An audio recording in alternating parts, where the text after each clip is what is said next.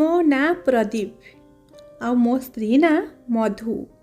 मो स्त्रीर संपर्क एमिति जगार अच्छी जेउठिक कि जड़े भद्र व्यक्ति जीवाई केबे हेले पसंद करती नहीं, किंतु एहार माने एहा नुहे जे मु जड़े भद्र व्यक्ति नुहे बोली। बास मु खाली हृदय आकरे मजबूर थिली। काहाको पाप भरा जीवन रू बाहर करी सम्मान देबा कौन पाप? घटना किछि एहा थिला जे गोटे थर मोर किछि सांग माने जिद्दी करी मते भुवनेश्वर सही गली को नहीं जाइथिले जेउठिकी केवल यौवन ही यौवन भरी रहिथिला। सबु जगार केही ना केही सुंदरी निरीक्षेकी निजको निजे देखुथिले आउ जेमिति समस्तको निजर यौवन देखई निज आड़को टाणी नेउथिले। मु सेठिकी मो सांग मानक कहिबा द्वारा जाइथिली, हेले सेठिकु गला परे जेमिति ही मधु नामक एक झियो कोठीर नाचपाली मो पे मद ग्लास रे ढालिबा को आसला तो मु ताकु देखिकी आश्चर्यचकित होइगली। मते एमिति लागिला जेमिति स्वर्गरु केउ परी तळुकु ओल्हेई आसीछि बोली। मु तो ता नसेली आखिरे हजि जाइथिली। तापरे एमिति हेला कि मु मो सांग मानकठु लुचि लुचि से इलाका को जिबाको लागिली। मु प्रतिदिन राति रे मधुर नाच देखिबा पई जाउथिली, काहेकि ना मु जणे कोटिपति बापर एकमात्र पुओ थिली। सेथिपई मोर पैसा पत्र रे कोनोसी भी असुविधा नथिला। मु प्रतिदिन राति रे मधु उपरे पैसार वर्षा करि देउथिली। से कोठीर मालिकाणी सबिता नामक एक स्त्री लोक थिला, जी कि मो उपरे बहुत प्रभावित होई सारिथिला। गोटे दिन मु खरा बेले माने दिन 2टारे से कोठी को चली गली आउ सबिता को अनुरोध कली कि मते टिके मधु सहित देखा करई दियो। मु सबिता सामना रे पुला पुला पैसार बिड़ा रखिली तो से हसी देला आउ से कहिला मु एबे तमरा मधु सह भेट करई देउछि। किछि समय परे मधु सेठिके आसीगला। से सजबाज होई सीधा मो हृदय को छुई जाइथिला। मु बहुत डेरी पर्यंत सेठी बसी रहिली आ मधु सहित इयाडू सियाडू कथबार्ता करि चलीथिली। मधु जणे बुद्धिमती आउ चालाक झियोटीए थिला। ता कथा गुड़िक बहुत गभीर अनुभव हेउथिला। से साथी रे थिले केही भी बोर हेउनथिले। एबे मु प्रतिदिन एहाकू नियम बनै देइथिली कि प्रतिदिन खराबेल दिन 2टा समय रे मु मधु को देखा करिबा पई आसुथिली। मोर आउ मधु भितरे बहुत भल निबिड़ बंधुत्व गढ़ी उठिथिला, किंतु मो हृदय प्रमाण देउथिला जे मधु पई मो हृदय रे बंधुत्वठू किछि अधिक थिला। तापरे गोटे दिन समय सुविधा देखि मधु को मु मो मन कथा कहिदेली जे मु ताकू भल पाउछि बोली। से मते सकारात्मक उत्तर देला। मो मधु को कहली ए नाच गीत सब छाड़ी दियो। मोर एही कथारे से मो आगरे कांदिबाकू लागिला आउ कहिला एठी कोठीरे नाचुथिबा सबु झियंकर एही इच्छा थाए कि से ए पाप भरा जीवन को छाड़ी निजर एक सुंदर घर संसार बसेबे बोली। किंतु आम परे झिय मानकू किए बाहेब आउ घर संसार गढ़िब? पुणी आमको निज पेट भी भरिबार अछि ना। बास आमे सबु मजबूर अछु, सेथिपई बाध्य होई एसबु करबाकू पड़ुछि। मु मधु को कहली जे मु तुमको विवाह करबाकू चाहूँची। एहा सुनी से बहुत खुशी हो गला आउ कांदिबाकू लागिला। से मो पाद पाखरे बसी कहिला जे जदि तमे मते बाहा होई एठी नै जिब त मु तम स्त्री नुहे, बरम सारा जीवन तम चाकराणी बनिकी रहिबी। आपणक निर्देश मो पे आदेश बनिजिब। आपण जहा कहिबे मु सेया करिबी। एहा सुनी मु हसिबाकू लागिली। मधु आउ मु एही संपर्क रे बहुत खुशी थिलु, किंतु आगु आसिबाकू जाउथिबा रास्ता बहुत कष्टदायक थिला। सबिता मधु परी हीरा को निज हाथरू छाड़िबा पई चाहू नथिला। आउ सेपटे मो माँ बापा गोटे नर्तकी को निज घरर बोहू बनैबाकू चाहू नथिले। मु सबिता सामना रे 7 लाख टंकार चेक रखिदेली तो ता मुह बंद होइगला। तापरे मु मधु को बाहा होई एक अपार्टमेंट को नहीं गली। मु भाबिली जे किछि दिन बीतीगला परे मु मधु को मो बापा माँ का सह भेट करी देबी। मधु सह थरे मोर बाहागर होइगला परे मो बापा माँ को भी मो निष्पत्ति मानिबाकू ही पड़िबो, काहेकि ना मु तांकर एकमात्र उत्तराधिकारी जेहेतु से माने मते बहुत भल पाउथिले। मु आउ मधु गोटे अपार्टमेंट रे निजर नुआ जीवन आरंभ करिलु। आमे 2 जण ही जणे जनकु पाई बहुत खुशी थिलु। आम जीवन बहुत भलरे कटुथिला, किंतु अचानक ताहा होइगला जहा मो जीवन रे केबे हेले भाबी नथिली। मो ऑफिस रे थिली, मधु मते फोन करी मार्केट जीवापाई अनुमति मागिला, किंतु से आउ फेरी नथिला। मु चिंतित हो जाइथिली जे से कुआडे गला बोली। किंतु किछि समय परे मते हॉस्पिटल रो फोन आसिला। आउ से माने मते कहिले आपणक स्त्री रो एक्सीडेंट हो जाइछि बोली। एहा सुनी मोर होश रहिला नहीं।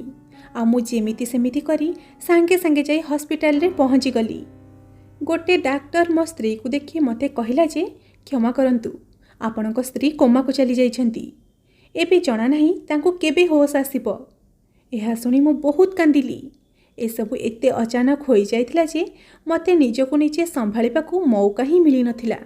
मु हॉस्पिटल रो बेंच उपरे बसी बहुत डेरी पर्यंत कांदी चलीथिली। मो खुशी की तो जणा नहीं कहार नजर लगी जाइथिला। एबे एबे तो मु मो नुआ जीवन आरंभ करिथिली, किंतु अचानक एते बड़ दुख आसीजिबो बोली मु केबे हेले भाबी नथिली, जहा कि मते भीतरु भांगी रुचि खंड खंड करि देइथिला। मोर सारा दिन केवल कांदिबारे ही बीती जाउथिला। मो अवस्था न सुधरिबारु मु निज माँ बापा पाखकू निज गाँ को फेरी गली। मो बापा बहुत बड़ जणे बिजनेसमैन थिले। मु जेमिति ही गाँ को गली तो से माने बहुत खुशी हो जाइथिले। मते देखि मो बापा कहिले जे भगवानकर अनेक अनेक धन्यवाद जे तू फेरी आसीछु। एबे तू ही ए सब बिजनेस आउ जमीबाड़ी काम बुझ, काहेकि ना मु एबे बुढ़ा होई गलानी। ए सब बुझिबा पई मो पाखरे आ बड़ बयस नाही जे मु ए सब आउ देखा रखा करि परिबी। मु मो बापा को कुंढेई धरी कांदिबाकू लागिली। आ मु मो माँ बापा को सब सत सत कहिदेली जे मु मधु को लुचि लुचि बाहा होइथिली बोली। आम बाहाघर को एबे मात्र 2 मास ही होइथिला कि नहीं तार एक्सीडेंट होइगला। आउ एबे से कोमारे अछि। बापा और माँ मो कथा सुनी बहुत चिंतित होइगले। मो बापा को मो मजबूरी जनइली जे मो मधु को हॉस्पिटल रे एकुटिया छाड़ी परिबिनी बोली। मु तांको मधुर देह भल हेबा पई भगवान को पाखरे प्रार्थना करिबा पई कहिली। आउ तांको कथा देली जे जेतेबेले मधु ठीक होई जिवो मो गाँ को फेरी आसीबी बोली। मो बापा माँ एही कथारे राजी होई गले। आ मु सहर को फेरी गली। मधु 2 सप्ताह हेलाणी कोमारे थिला। मु प्रतिदिन हॉस्पिटल बेंच उपरे घंटा घंटा धरी बसी रहुथिली, किंतु डाक्टर मते मधु सह भेटिबाकू देउनथिले। से कहुथिले जे पेशेंट पाखरे आमे काहाकू भी बेसी समय पर्यंत छाड़ी परिबु नहीं। डाक्टर मते प्रतिदिन केवल 10 मिनिट ही मधु पाखकू जीवापाई छाड़ुथिले। मु मधु पाखकू जीवापाई डाक्टर को अनुरोध करि चलुथिली। मते जेमिति ही अनुमति मिलुथिला तो मु कांदी कांदी मधु को कहुथिले जे मधु तमे कौन पे ठीक हेउन, मधु तमे जल्दी ठीक हे जा, मु तुम बिना बंची परिबि नहीं। एमिति लागुथिला कि से मो कथा सुनि नेबो आ भलो होई जिवो। मु ताको केवल एतिकी ही कहुथिली कि मधु तमे जल्दी ठीक हो जाओ, मो माँ बापा को राजी कर देइछि। हेले तथापि भी से उठु नथिला आ ना ही किछि कथा हेउथिला। आज जेतेबेले मु मधु को भेटिबाकू गली तो सेठी देखिली कि आज मधु हॉस्पिटल रो पोशाक पिंधि नथिला। मु एक नर्स को पचारिली जे आज एमिति कौन पे होइछि बोली। से नर्स कहिबाकू लागिला जे रोगी माने सबुबेले हॉस्पिटल रो पोशाक पिंधि पिंधि विरक्त होई जांती, सेथिपई आमे भाबिछु जे आपणक स्त्री रो पोशाक भी प्रतिदिन बदलै देबु, जहा फଳରେ कि से तांको पूर्व जीवन को जल्दी फेरी आसीबे। मु ए सब कथारु किछि भी बुझी पारु नथिली, सेथिपई मु चुपचाप फेरी आसिली। किंतु एबे मु लक्ष्य करुथिली जे मधुर पोशाक प्रतिदिन बदलै दिया जाउथिला। से जेउ कपड़ा पिंधुथिला ताहा बिल्कुल भी साधारण कपड़ा नथिला, से सबु बहुत दामी कपड़ा थिला। एक कथा मु बिल्कुल भी बुझी पारु नथिली जे हॉस्पिटल वाला निजे ही कपड़ा किनी ताकू सिलाई करी निज रोगी मानकू काहेकि पिंधाउथिले। तापरे मु देखिली जे मधु मुहरे लिभि जाइथिबा मेकअप रो दाग देखा जाउथिला। एहा मते बहुत आश्चर्य लागुथिला। मु पुणी नर्स को पचारिली जे आपण माने त कपड़ा बदलैला पर्यंत ठीक अछि, हेले मधु मुहरे लिभि जाइथिबा हालुका हालुका मेकअप रो दाग केउठु आसुछि, ए सब कोन चलिछि। मु एहा मध्य लक्ष्य करिथिली जे नर्स मो प्रश्न सुनी टिके डरी जाइथिला। एबे मते मधुर बहुत चिंता हेउथिला। मते बहुत डर लागुथिला कि ता सह किछि भूल हेउनी तो। एहा भाबी भाबी सेथिपई मु भाबी नेइथिली जे हॉस्पिटल रा सत कोन मु जानिकी ही रहिबी। मु से हॉस्पिटल विषय रे जानिबा पई बहुत छानभिन कली, हेले सबुआडू बहुत भल उत्तर मिलुथिला। କିନ୍ତୁ ତେବେ ମୋ ସ୍ତ୍ରୀ ସହ କ'ଣ ହେଉଥିଲା? ମୁଁ ସନ୍ଧ୍ୟାରେ ଯେତେବେଳେ ମଧୁକୁ ଦେଖା କରିବାକୁ ଯାଉଥିଲି ତ ସେ ଆରାମ କରୁଥିଲା ଆଉ ତା ଚେହେରାରେ କୌଣସି ପ୍ରକାରର ବି ମେକଅପ୍ ରହୁନଥିଲା। କିନ୍ତୁ ସକାଳୁ ଯେତେବେଳେ ଅଫିସ୍ ଯିବା ପୂର୍ବରୁ ମୁଁ ମଧୁକୁ ଦେଖା କରିବାକୁ ଆସୁଥିଲି ତ ତା କପଡ଼ା ବି ବଦଳାଇ ଦିଆଯାଉଥିଲା ଆଉ ତା ଚେହେରାରେ ବି ମେକଅପ୍ର ଦାଗ ରହୁଥିଲା। ଏବେ ମୁଁ ସ୍ଥିର କରି ନେଇଥିଲି ଯେ ରାତିରେ ଘରକୁ ଯିବି ନାହିଁ ବୋଲି, ଆଉ ନିଜେ ହିଁ ଦେଖିବି କି ଏସବୁ କ'ଣ ହେଉଛି ବୋଲି। ମୁଁ ସାରା ରାତି ବାହାର ଚେୟାର ଉପରେ ବସି ରହିଲି, ହେଲେ ଡାକ୍ତର ମୋତେ ମଧୁ ପାଖକୁ ଯିବାର ଅନୁମତି ଦେଇନଥିଲେ। ମୁଁ ସାରା ରାତି ଜାସୁସି କରି କରି ବିତେଇ ଦେଇଥିଲି, କିନ୍ତୁ ସେମିତି କିଛି ବି ହୋଇନଥିଲା ଯେଉଁଥିରେ କି ମୁଁ ସନ୍ଦେହ କରିପାରିଥାନ୍ତି। ଗୋଟେ ନର୍ସ ରାତିରେ 4ରୁ 5 ଥର ସବୁ ରୋଗୀଙ୍କୁ ଚେକ୍ କରିକି ଯାଉଥିଲା। ସେ ହିଁ ମଧୁର ରୁମ୍କୁ ବି ଚେକ୍ କରିକି ଯାଉଥିଲା। ଏହା ଦେଖି ମୋ ମନ ଟିକେ ହାଲୁକା ହୋଇଯାଇଥିଲା। ସକାଳେ ଯେତେବେଳେ ମୁଁ ମଧୁକୁ ଦେଖିବାକୁ ଗଲି ତ ମଧୁର ପୋଷାକ ପୁଣି ଥରେ ବଦଳାଇ ଦିଆଯାଇଥିଲା ଆଉ ତା ଚେହେରାରେ ମେକଅପ୍ର ଦାଗ ମଧ୍ୟ ଲାଗିଥିଲା। ଏବେ ମୋତେ ବହୁତ ଆଶ୍ଚର୍ଯ୍ୟ ଲାଗିବାକୁ ଲାଗିଲା ଆଉ ମୁଁ କିଛି ଅଲଗା କରିବା ପାଇଁ ଚିନ୍ତା କଲି। ମୁଁ ହସ୍ପିଟାଲର ଜଣେ ଜୁନିୟର ଡାକ୍ତରଙ୍କୁ ନିଜ ସହ ମିଶାଇ ଦେଇଥିଲି ଆଉ ତାକୁ ବହୁତ ସାରା ପଇସା ଦେଇକି ରାଜି କରାଇ ଦେଇଥିଲି। ଏବେ ମୋତେ ରାତିର ବହୁତ ବ୍ୟସ୍ତତା ସହ ଅପେକ୍ଷା ଥିଲା। ଯେମିତି ହିଁ ରାତି ହେଲା ମୁଁ ସେ ଜୁନିୟର ଡାକ୍ତରର ଡ୍ରେସ୍ ପିନ୍ଧିନେଲି। ମୋତେ ମଧୁର ରୁମ୍କୁ ଯିବା ପାଇଁ କେହି ବି ଅଟକାଉ ନଥିଲେ। ପ୍ରଥମେ ଯେତେବେଳେ ମୁଁ ମଧୁର ରୁମ୍ ଆଡ଼କୁ ପାଦ ବଢ଼ାଇଲି ତ ଗୋଟେ ନର୍ସ ଦୌଡ଼ିକି ମୋ ପାଖକୁ ଆସିଲା ଆଉ ମୋତେ ଭିତରକୁ ଯିବା ପାଇଁ ଅଟକାଇବାକୁ ଲାଗିଲା। ହେଲେ ସେ ସେଠୁ ଚାଲିଯିବା ପରେ ମୁଁ ଆରାମରେ ମଧୁର ରୁମ୍କୁ ଚାଲିଗଲି। ହେଲେ ଇଏ କ'ଣ, ଭିତରକୁ ଗଲା ପରେ ମୁଁ ଯାହା ଦେଖିଲି ମୋ ପାଦ ତଳୁ ମାଟି ଖସିଗଲା। କାହିଁକି ନା ମଧୁର ବେଡ୍ ତ ଖାଲି ଥିଲା, ସେଠି ତ ମଧୁର ନାମ ନିଶାନ ହିଁ ନଥିଲା। ମୁଁ ବହୁତ ଚିନ୍ତିତ ହୋଇଗଲି ଆଉ ଭାବିବାକୁ ଲାଗିଲି ଯେ ମଧୁ କୁଆଡ଼େ ଯାଇଥାଇପାରେ। ମୁଁ ସେମିତି ହିଁ ସେଠୁ ବାହାରକୁ ଚାଲି ଆସିଲି ଆଉ ମୁଁ ଜୁନିୟର ଡାକ୍ତରଙ୍କୁ ମଧୁ ବିଷୟରେ ପଚାରିଲି ତ ସେ ମନା କରିଥିଲେ ଯେ ସେ ବିଷୟରେ କିଛି ଜାଣିନି ବୋଲି। ମୁଁ ଚେହେରାରେ ମାସ୍କ ଲଗାଇ ସେ ନର୍ସ ପାଖକୁ ଗଲି ଯିଏକି ମଧୁର ରୁମ୍ ବାହାରେ ଚକର ଲଗାଉଥିଲା। ମୁଁ ତାକୁ ପଚାରିଲି ଯେ ଏ ରୁମ୍ର ପେସେଣ୍ଟ କେଉଁଠି ଅଛି। ମୋ କଥା ଶୁଣି ସେ କହିଲା କି ଯେଉଁଠିକି ସେ ନିତିଦିନ ଯାଏ ଆଜି ବି ସେଇଠିକି ଯାଇଛି। ମୋତେ ଏମିତି ଲାଗୁଥିଲା କି ୟାଠୁ ଅଧିକ ମୁଁ କିଛି ଶୁଣିପାରିବିନି ବୋଲି। ମୋ ହୃଦୟ ଜୋର ଜୋରରେ ଧକ୍ ଧକ୍ ହେଉଥିଲା। ମୁଁ ସେ ନର୍ସକୁ ପଚାରିବାକୁ ଲାଗିଲି ଯେ ସେ କେଉଁଠିକି ଯାଆନ୍ତି ତ ନର୍ସ ହସିକି କହିଲା ଯେ ବେଶୀ ଚାଲାକି ଦେଖାନ୍ତୁ ନାହିଁ, ଆପଣ ବି ତ ସବୁକିଛି ଜାଣିଛନ୍ତି, ତାହେଲେ ମୋତେ କ'ଣ ପାଇଁ ଫସାଉଛନ୍ତି? ଆପଣଙ୍କ ଭାଗ ଆପଣ ବି ତ ନେଉଛନ୍ତି ନା। ଏସବୁ ମୋ ସହିବା ଶକ୍ତିଠୁ ବାହାରେ ଥିଲା। ମୁଁ ଜୁନିୟର ଡାକ୍ତରର ପୋଷାକ ତାକୁ ଫେରାଇ ଦେଲି ଆଉ ନିଜେ ନିଜର ପୋଷାକ ପିନ୍ଧି ହସ୍ପିଟାଲକୁ ଫେରି ଆସିଲି ଆଉ ହସ୍ପିଟାଲର ବେଞ୍ଚ ଉପରେ ଯାଇ ବସିଗଲି। ମୁଁ ମୋ ଆଖିପତା ଟିକେ ହେଲେ ବି ପକାଇ ନଥିଲି, କାହିଁକି ନା ମୁଁ ଦେଖିବାକୁ ଚାହୁଁଥିଲି ଯେ ମଧୁ କେଉଁଠୁ ଫେରୁଛି ବୋଲି। କିନ୍ତୁ ସକାଳ 9ଟା ବାଜି ଯାଇଥିଲା, ହେଲେ ମଧୁ ହସ୍ପିଟାଲକୁ ଫେରି ନଥିଲା। ଠିକ୍ ସେହି ସମୟରେ ଗୋଟେ ନର୍ସ ମୋ ପାଖ ଦେଇ ଯାଉଥିଲା। ମୁଁ ତାକୁ କହିଲି ଯେ ମୁଁ ମୋ ସ୍ତ୍ରୀକୁ ଦେଖା କରି ଅଫିସ୍ ଯିବାକୁ ଚାହୁଁଛି। ସେ ମୋ କଥା ଶୁଣି କହିଲା, ଆପଣ ଯାଇକି ଭେଟିପାରନ୍ତି, ହେଲେ ଆପଣଙ୍କ ପାଖରେ କେବଳ 10 ମିନିଟ୍ ଅଛି। ଅନୁମତି ମିଳିବା ମାତ୍ରକେ ମୁଁ ଦ୍ରୁତ ବେଗରେ ମଧୁର ରୁମ୍ ଭିତରକୁ ଦୌଡ଼ିବାକୁ ଲାଗିଲି ଆଉ ସେଠି ଯାଇ ଦେଖେ ତ ମଧୁ ନିଜ ବେଡ୍ ଉପରେ ଶୋଇଥିଲା। ସେ ଆଜି ବି ପୁଣି ଥରେ ନିଜ କପଡ଼ା ବଦଳାଇ ଦେଇଥିଲା ଆଉ ସବୁଦିନ ପରି ତା ମୁହଁରେ ମେକଅପ୍ର ଦାଗ ମଧ୍ୟ ଥିଲା। ଏବେ ମୁଁ ସବୁ କିଛି ବୁଝିପାରୁଥିଲି। ମୁଁ ଜାଣିପାରୁଥିଲି କି ଯିଏ ବି ମଧୁକୁ ରାତିରେ ବେଡ୍ରୁ ଉଠାଇ ନେଉଥିଲା ସେ ତାକୁ ହସ୍ପିଟାଲର ପଛପଟ କବାଟ ବାଟେ ହିଁ ନେଇଯାଉଥିଲା। ସେଥିପାଇଁ ମୁଁ ନିଷ୍ପତ୍ତି ନେଇଥିଲି କି ମୁଁ ହସ୍ପିଟାଲର ପଛ ଗେଟ୍ ଉପରେ ନଜର ରଖିବି। ମୁଁ ହସ୍ପିଟାଲ ବାଲାଙ୍କ ସହ ଏକ ଚାଲ ଚଲାଇବା ପାଇଁ ଚେଷ୍ଟା କଲି। ମୁଁ ମଧୁର ରୁମ୍କୁ ଗଲି ଆଉ ସେଠି 10 ମିନିଟ୍ରୁ ଅଧିକ ସମୟ ରହିଥିଲି, କାହିଁକି ନା ମୋତେ ଜଣାଥିଲା କି ଏବେ ମୋତେ ଏଠୁ ବାହାର କରିବା ପାଇଁ କୌଣସି ନା କୌଣସି ଡାକ୍ତର ନିଶ୍ଚିନ୍ତ ଆସିବେ। ଆଉ ମୁଁ ଯେମିତି ଭାବୁଥିଲି ସେମିତି ହିଁ ଘଟିଲା। ଠିକ୍ 12 ମିନିଟ୍ ପରେ ଏକ ଡାକ୍ତର ସେ ରୁମ୍କୁ ଆସିଲା ଆଉ କହିଲା, ସାର୍ ଆପଣଙ୍କୁ ଏଠୁ ଯିବାକୁ ହେବ, ରୋଗୀ ପାଖରେ ଏତେ ସମୟ ରହିବାଟା ଠିକ୍ ନୁହେଁ। ମୁଁ ଏକଥାରେ ମୁଣ୍ଡ ହଲେଇ ଦେଲି ଆଉ କହିଲି, ଡାକ୍ତର ବାବୁ, ମୁଁ 2-3 ଦିନ ପାଇଁ ନିଜ ଗାଁକୁ ଯାଉଛି, ସେଥିପାଇଁ ମୁଁ କିଛି ଦିନ ପର୍ଯ୍ୟନ୍ତ ହସ୍ପିଟାଲକୁ ଆସିପାରିବି ନାହିଁ। ଆପଣଙ୍କୁ ମୋର ଗୋଟିଏ ଅନୁରୋଧ ଯେ ଆପଣ ମୋର ସ୍ତ୍ରୀର ଧ୍ୟାନ ରଖିବେ ଆଉ କୌଣସି ଇମର୍ଜେନ୍ସିରେ ମୋତେ ଫୋନ୍ କରି ଡକେଇ ଦେବେ। डाक्तर मधुर ध्यान रखिबापाई मते भरोसा देले। तो मु तांकु देखा करी हॉस्पिटल रो बाहर को चली आसिली एवं ऑफिस को चली गली।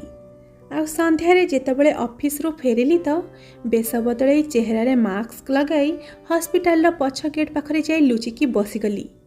किछि समय बीतीगला परे मु एमिति किछि देखिली जहाकू देखिला परे मो मुंड घुराई देउथिला। आ मो निज आखि उपरे भरोसा करि पारु नथिली। मु देखिली जे मधु निजे ही निज पादरे चली चली हॉस्पिटल रो बाहर को आसिला। आ तापर एक बहुत बड़ गाड़ी रे बसी कुआडे चली गला। से समय रे मु बहुत कष्ट अनुभव करुथिली। दुख कष्ट चिंता समस्ते मो ऊपर आक्रमण करि देइथिले। मो हृदय चाहुथिला कि एइठी बसी जोर जोर रे कांदिबा पाई, किंतु मोर मधु पछरे जीवाटा भी जरूरी थिला। सेथिपाई मु मधुर गाड़ीर पिछा कली, जहाँकि मो जीवनर सबुठु खराब दिन थिला, जेउठी कि मते झटका परे झटका मिलुथिला। मधुर पिछा करी करी मु जाई सेठी पहुँची जाइथिली जेउठु कि मु मधु को बाहर करी निज जीवन को नहीं आसीथिली। आ मु ताको सम्मान देइथिली, निज घरे रहिबा पाई एक सुरक्षित स्थान देइथिली। किंतु से कौन कला, जेउ नर्दमारू बाहरी थिला पुणी थरे से नर्दमा को फेरी जाइथिला। जेतेबेले मधु कोठी रे पहुँचिला तार 10 रु 15 मिनिट परे मु भी कोठी रे पहुँची जाइथिली। मु निज वेशभूषा एमिति भाबरे बदलैथिली जे केही भी मते एते सहजरे चिन्हि पारि नथान्ते। एबे एमिति हैला कि जेतेबेले मु कोठी रे पहुँचली तो मधु नाचुथिला। मोर इच्छा हेउथिला कि एबे ही उठिकी मधु गालरे एक शक्त चापुड़ा देबा पाई, किंतु मु अपेक्षा कली काहेकिना मु जानिबाकू चाहुथिली जे मधु एसबु कौन पाई करुछि। से मते धोखा काहेकि देला। जदि ताकू नाचिबार एते शौक थिला ताहले से मो सामने भल हेबार नाटक काहेकि करिथिला। नाच गीत डेरी राति पर्यंत चलीथिला। भोर सकाळ 4टा बेलकू समस्ते निज निज घर को जीवाकू लागिले, किंतु मु सेठू उठिली नहीं। जेतेबेले हॉल खाली होइगला तो मु उठिकी मधु सामने छिड़ा होइगली। मु मो चेहरारू मास्क हटेई देली तो से मते देखिकी आश्चर्य होइगला। ता चेहरा डररे नाली पड़ी जाइथिला। मो आखिरे लुह आसी जाइथिला। मु कांदी कांदी ताको कहली जे मधु, जदि तमे एसबु छाड़ी पारि नथांत ताहले तमे मते कोन पई कहिलो तमको बाहा होई जिबा पई। तम पई मु मो बापा मां को मनरे कष्ट देली, तथापि तमे मोर होई परिला नहीं। एहा सुनी मधु कांदिबाकू लागिला। आ कांदी कांदी कहिला, किछि लोक आम परि होइथांती जेउमानक भाग्यरे सम्मान पाइबा ही लेखा नथाए। मु तुमको बाहा होई बहुत खुशी थिली जे एबे मते आ कहा सामना रे नाचिबाकू पड़िबनी भाबी आ मो सम्मानर जीवन काटि पारिबी। किंतु मो जीवन रे किछि एमिति हेला जहा फल रे मु बाध्य होई पुणी कोठी को चली आसिली। मु रागी जाई चिलेबाकू लागिली। आउ ताकू कहली जे अच्छा ताहले मते भी तो कुह, तमर कौन एमिति मजबूरी थिला जे तमे एसबु कल। मधु कहिबा आरंभ कला, तम पूर्वर मो जीवन रे गोटे धनी सेठ व्यक्ति थिला। से भी मो नाचर दीवाना थिला। से मो उपरे पैसा पानी परी अजाड़ी देउथिला। सबिता ताको कथा देइथिला जे मु ता छड़ा आउ कहा सामने नाचिबी नहीं। किंतु अचानक से सेठ बा से धनी व्यक्ति जनक कुआडे चली गले आ मो पई पैसा पठेबा भी बंद करि देइथिले। सबिता 2-3 मास अपेक्षा कला, हेले जेतेबेले ता तरफरु कोनोसी उत्तर मिलिला नहीं तो से पुणी थरे मते समस्तक आगरे नचेबा आरंभ करिदेला। सेही दिन गुड़िकरे मोर भेट तम सहित होइथिला। तमे गोटे दिन मो नाच देखिबाकू आसीथिल। तमे मते बहुत भल लागिथिल। ताहा परे एहा हेला जे आमे 2 जण परस्पर को भल पाई बसिथिले। आउ तापरे तमे मते 7 लाख टंका देई मते किणी नेइथिल। किंतु आम बाहाघर 2 मास परे ही से सेठ भी फेरी आसीथिला। से सबिता मैडम को कहिथिला जे जदि मु पुणी थरे ता सामना रे न नाचिबी तो से मधुर स्वामी माने तमको जीवनरो मारिदेव। आउ सबिता को भी टिक टिक करी कुकुर मान को खाइबा को देदेव बोली। एसबू शुणिला परे मु एहाकू केमिति सही पारिथांती जे मो स्वामी को मोठू किए छड़े नहीं जाइथांता। मु तम जीवन बंचिबा पई से सेठर कथा मानि नेली। से मते जेमिति कहि चलुथिला मु सेमिति ही करि चलुथिली। से कहिला कि मु तुमठू दूरे जाई बोली आ प्रतिदिन राति रे केवल मो सामने ही नाचिबू। सेथिपई मु मोर मिछ एक्सीडेंटर बहाना कली आ गोटे डाक्तर को निजर प्लान रे सामिल करई देली। तापरे मु हॉस्पिटल रो नर्स मानको मध्य निज सह मिसेई नैथिली। ସେଠ୍ଙ୍କ କହିବା ଦ୍ୱାରା ମୁଁ ପୁଣି ଥରେ କୋଠିରେ ନାଚିବା ଆରମ୍ଭ କରିଦେଇଥିଲି, ଯାହାଫଳରେ ତା ଧ୍ୟାନ ତମ ପାଖରୁ ହଟିଯିବ। ମୋ ପାଇଁ କେବଳ ଏହା ହିଁ କାଫି ଥିଲା ଯେ ତମେ ସବୁଦିନ ମୋ ପାଖକୁ 10 ମିନିଟ୍ ପାଇଁ ଆସିଯାଉଥିଲ। ମୁଁ ତୁମ ଚେହେରା ଦେଖି ନେଉଥିଲି ଆଉ ତମ ଖବର ମୋ ପାଖରେ ପହଞ୍ଚି ଯାଉଥିଲା।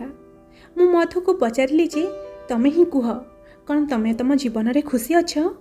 ସେ କାନ୍ଦି କାନ୍ଦି କହିଲା ଯେ ଏବେ ମୁଁ ସମ୍ମାନର ସହ ବଞ୍ଚିବାର ମଜା ଚାଖି ସାରିଛି, ସେଥିପାଇଁ ମୋତେ ଏ ବାଧ୍ୟରେ ବଞ୍ଚୁଥିବା ଜୀବନ ବିଲକୁଲ ବି ଭଲ ଲାଗୁନି।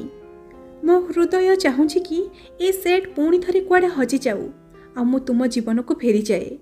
ମୁଁ ମଧୁର ହାତ ଧରି କହିଲି କି ମୋର ଗୋଟେ କଥା ତୁମେ ମନେ ରଖ, ବାହାର ଲୋକ ସେହି ଲୋକକୁ ଭାଙ୍ଗିବାରେ ସଫଳ ହୋଇଥାନ୍ତି ଯିଏ ନିଜ ପରିବାରଠୁ କଥା ଲୁଚେଇଥାନ୍ତି। ଯଦି ତୁମେ ସେ ସେଟ୍ ବାଲାର କଥା ଆଗରୁ ହିଁ ମୋତେ କହିଦେଇଥାନ୍ତ ତାହେଲେ ମୁଁ ତା'ର କୌଣସି ନା କୌଣସି ସମାଧାନ ନିଶ୍ଚିନ୍ତ ବାହାର କରି ନେଇଥାନ୍ତି ଆଉ ତମକୁ ମଧ୍ୟ ଏତେ ସମସ୍ୟାର ସାମ୍ନା କରିବାକୁ ପଡ଼ିନଥାନ୍ତା। ମୁଁ ମଧୁକୁ ସାନ୍ତ୍ୱନା ଦେଲି ଆଉ ସେ ସେହି ସେଟ୍ ବିରୁଦ୍ଧରେ FIR ଦେଲା। ତାପରେ ପୋଲିସ ଆସି ସେ ସେଟ୍କୁ ବାନ୍ଧି ନେଇଗଲେ। ତାପରେ ମୁଁ ମୋ କଥା ରଖି ଗାଁକୁ ଫେରି ଆସିଥିଲି। ମୋ ବାପା ମାଆ ବି ଖୋଲା ମନରେ ମଧୁକୁ ଆପଣାଇ ନେଇଥିଲେ ଆଉ ତାକୁ ନିଜ ବୋହୂ ବୋଲି ମାନି ନେଇଥିଲେ। ମଧୁ ମଧ୍ୟ ଗାଁର ପରିବେଶକୁ ଆପଣାଇ ନେଇଥିଲା। ଏହିପରି ଭାବରେ ମଧୁ ଏବଂ ମୋ ଜୀବନରେ ପୁଣି ଥରେ ଖୁସି ଫେରି ଆସିଥିଲା ଆଉ ଆମେ ଖୁସିରେ ସଂସାର କରିବାକୁ ଲାଗିଥିଲୁ। କିଛି ବର୍ଷ ପରେ ଆମ ଦୁଇ ଜଣଙ୍କର ଏକ ପୁଅ ଏବଂ ଏକ ଝିଅ ଜନ୍ମ ହୋଇଥିଲା ଆଉ ସେମାନଙ୍କ ସହ ଆମ ସମୟ କେମିତି ବିତି ଯାଉଥିଲା ତାହା ଜଣା ହିଁ ପଡ଼ୁନଥିଲା। ସମାପ୍ତ। ତେବେ ଶ୍ରୋତା ବନ୍ଧୁମାନେ, ଆଶା କରୁଛି ଯେ ଆଜିର ଏହି କାହାଣୀଟି ଆପଣମାନଙ୍କୁ ନିଶ୍ଚିନ୍ତ ପସନ୍ଦ ଆସିଥିବ। ଆଉ ପସନ୍ଦ ଆସିଥିଲେ ଭିଡ଼ିଓଟିକୁ ଲାଇକ୍, ସେୟାର ଆଉ ଚ୍ୟାନେଲକୁ ସବସ୍କ୍ରାଇବ୍ କରିନିଅନ୍ତୁ। ତେବେ ଆଜି ପାଇଁ ରହୁଛି, ବାଏ।